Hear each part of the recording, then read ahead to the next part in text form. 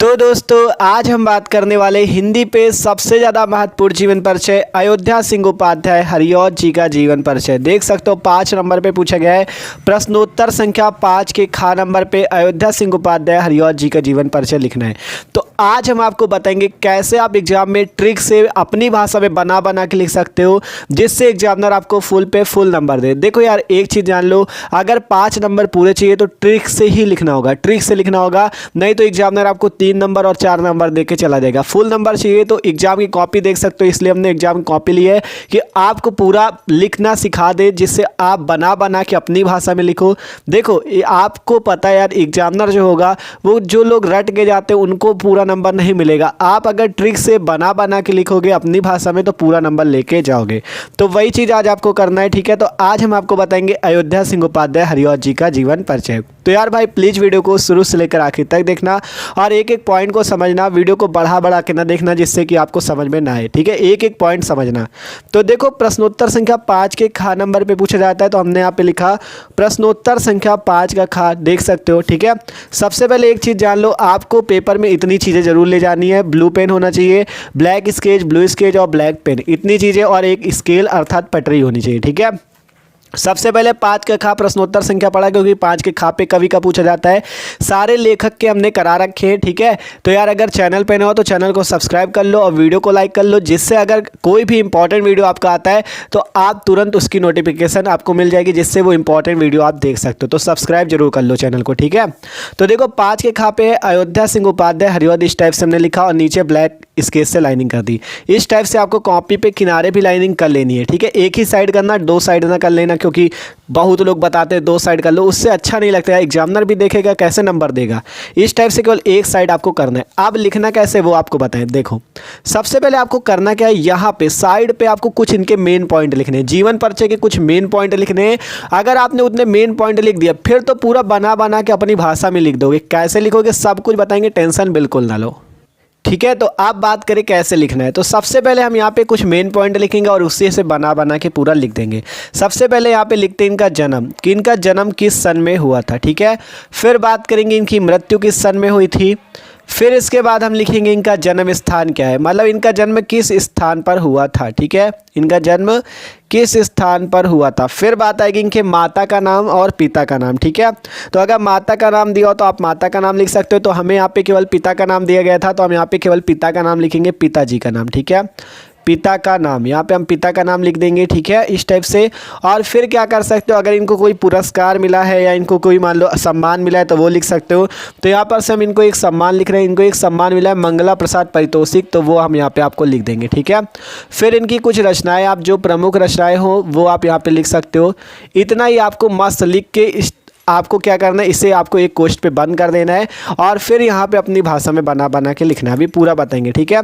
सबसे पहले बात करें इनका जन्म कब हुआ था, ठीक है। जन्म इनका कब हुआ था, इनका जन्म हुआ था सन 1865 ईस्वी, सन 1865 ईस्वी, ठीक है। जन्म इनका हुआ था सन 1865 ईस्वी। मृत्यु की बात करें तो इनकी मृत्यु हुई थी सन 1947 ईस्वी में, सन 1947 ईस्वी, ठीक है। जन्म सन 1865 ईस्वी, मृत्यु सन 1947 ईस्वी। बात करें इनका जन्म किस स्थान पर हुआ था, तो जन्म इनका हुआ था निजामाबाद आजमगढ़, ठीक है। निजामाबाद आजमगढ़, ठीक है। और ये उत्तर प्रदेश में पड़ता है, आजमगढ़, ठीक है, यूपी में ही है अपने निजामाबाद आजमगढ़। और बात करें पिता का नाम इनके क्या था, तो देखो अयोध्या सिंह उपाध्याय के पिता का नाम था भोला सिंह उपाध्याय, तो यहाँ पे लिख देते हैं भोला सिंह उपाध्याय, भोला सिंह उपाध्याय, ठीक है। भोला सिंह उपाध्याय इनके पिताजी का नाम था। फिर बात करें इन्हें किसका पुरस्कार, इनको एक पुरस्कार कौन सा मिला, अभी आपको बताया था मंगला प्रसाद पारितोषिक, तो यहाँ पे लिख दो मंगला प्रसाद पारितोषिक, तो यहाँ पे लिखते हैं मंगला प्रसाद पारितोषिक, ठीक है। इन्हें मंगला प्रसाद पारितोषिक सम्मान मिला है, मंगला प्रसाद पारितोषिक, ठीक है। आप बात करेंगे प्रमुख रचनाएं कौन कौन सी है, तो इनकी प्रमुख रचनाएं जैसे प्रिय प्रवास लिख सकते हो, वैदेही वनवास है, अधकिला फूल है, तो ये सारी लिख दो। यहाँ पे लिखते हैं प्रिय प्रवास, इसी टाइप से वैदेही वनवास, ठीक है, वैदेही वनवास। फिर जैसे अधकिला फूल है इनकी रचना, बहुत इंपॉर्टेंट रचना है अधकिला फूल भी, अधकिला फूल। और फिर लास्ट में लिख सकते हो आदि, बहुत सारी रचनाएं आदि, इतनी ही लिख दो। ठीक है, आप देखो सिंपल इतना लिखने के बाद जन्म हो गया, मृत्यु हो गई, जन्म स्थान, पिता का नाम, सम्मान, रचनाएं। आप क्या करो, ब्लू स्केच लो और पटरी लो, यहाँ पे इसको एक कोष्टक पे बंद कर दो। तो हम आपको करके दिखा देते हैं। ठीक है, देख सकते हो हमने ब्लू स्केच लिया था और पटरी ली, इसको पूरा लाइन से मतलब पूरा बंद कर दिया कोश पे। आप क्या करना है, अभी तक आपसे कह रहे थे बना के लिखना है, कैसे बनाना है वो समझो। अब सिंपल यहाँ पे पहले हेडिंग पड़ेगी क्या, जीवन परिचय। यहाँ पे हेडिंग लगाया जीवन परिचय। अब यहाँ पे हम आपको पूरा बना के लिख के दिखाएंगे। ठीक है, जीवन परिचय। ठीक है, जीवन परिचय भी इनका बताएंगे और साहित्यिक परिचय भी बताएंगे, क्योंकि आपको एग्जाम में साहित्यिक परिचय भी लिखना पड़ेगा। ठीक है, आप क्या करते हैं, यहाँ पे ब्लू स्केच से नीचे एक लाइन खींच देते हैं। ठीक है, देख सकते हो ब्लू स्केच से हमने लाइन खींच दिया। आप बात करें कैसे बनाना है, तो देखो यही से बना के लिखना है कि अयोध्या सिंह उपाध्याय हरिऔध, इन्हीं का जीवन परिचय लिख रहे हैं ना। तो इनका जन्म जो था सन 1865 ईस्वी में निजामाबाद आजमगढ़। ठीक है, आजमगढ़ जो है जिले का नाम है, निजामाबाद मान सकते हो, गाँव का नाम कह सकते हो। ठीक है, तो निजामाबाद आजमगढ़, और ये उत्तर प्रदेश में पड़ता है, तो निजामाबाद के आजमगढ़ जिला के उत्तर प्रदेश में हुआ था। फिर लिख देना इनके पिताजी का नाम भोला सिंह उपाध्याय था। तो हम आपको यहाँ पे लिखते के दिखाते पूरा। ठीक है, लिखते अयोध्या सिंह उपाध्याय। देखो पूरा बना के लिखना है। ठीक है, केवल 1-2 पॉइंट कुछ तो समझना पड़ेगा, ऐसे थोड़ी नहीं बना देंगे, तो कुछ समझना पड़ेगा। तो लिखते अयोध्या सिंह उपाध्याय हरिऔध जी का जन्म, अयोध्या सिंह उपाध्याय हरिऔध। ठीक है, हरिऔध जी का जन्म कब हुआ था, सन 1865। तो लिखते हैं सन 1865 ईस्वी, सन। ठीक है, सन 1865 ईस्वी। अयोध्या सिंह उपाध्याय हरिऔध जी का जन्म सन 1865 ईस्वी में।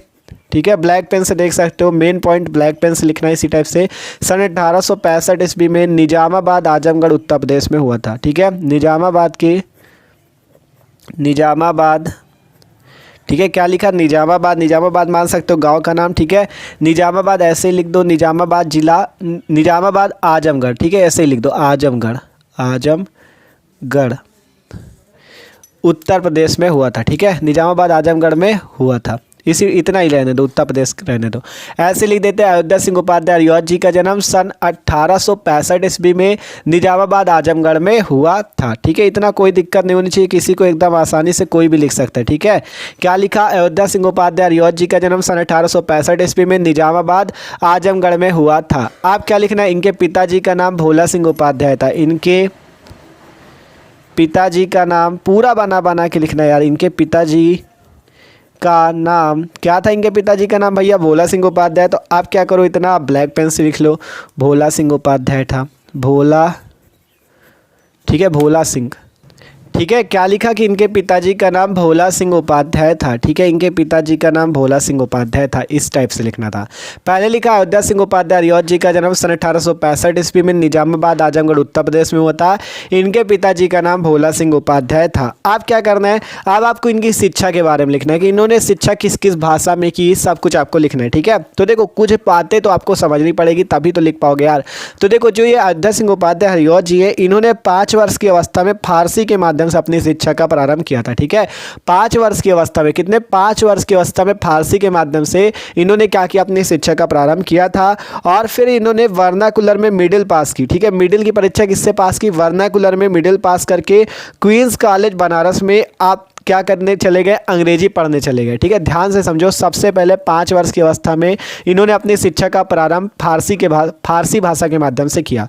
फिर ये वर्नाकुलर मिडिल पास करके क्वींस कॉलेज में अंग्रेजी पढ़ने चले गए, लेकिन वहाँ इनका मन न लगा तो वो वहाँ से घर वापस चले गए। ठीक है, वो क्या किए, यहाँ से घर वापस चले गए और फिर घर पर ही इन्होंने पढ़ना प्रारंभ किया। ठीक है, ध्यान से समझो क्या कहा, सबसे पहले लिखना है कि 5 वर्ष की अवस्था में फारसी के माध्यम से इनकी शिक्षा प्रारंभ हुई।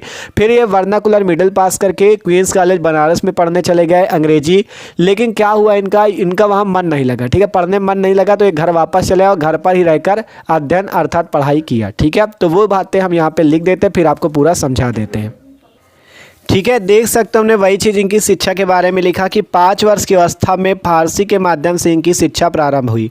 वर्नाकुलर से मिडिल पास करके क्वींस कॉलेज बनारस में अंग्रेजी पढ़ने चले गए, परंतु अस्वस्थता के कारण, ठीक है, तो ये क्या हुए थे, स्वस्थ नहीं थे, मतलब इनकी तबीयत खराब हो गई थी।